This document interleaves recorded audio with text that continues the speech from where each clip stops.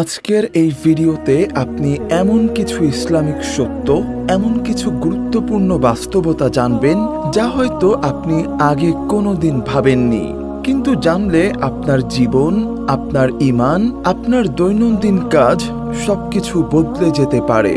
এগুলো কোনো গল্প নয়, এগুলো সেই সত্য যা আল্লাহ আমাদের জানিয়েছেন, কিন্তু আমরা ভুলে গেছি। গল্পে যাওয়ার আগে ছোট্ট অনুরোধ, যদি ভিডিওটি উপকারী মনে হয় তাহলে চ্যানেলটি সাবস্ক্রাইব করে পাশে থাকবেন। চলুন আজকের হৃদয় ছোঁয়া গল্পটা শুরু করি। আমরা প্রতিদিন 24 ঘন্টায় কতটুকু আল্লাহর জন্য দিই?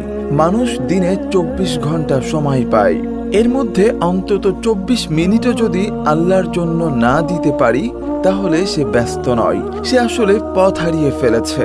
সত্যি ভেবে দেখুন, নামাজ মিলিয়ে 25 থেকে 30 মিনিট, বাকিটা সবই আমাদের হাতেই থাকে।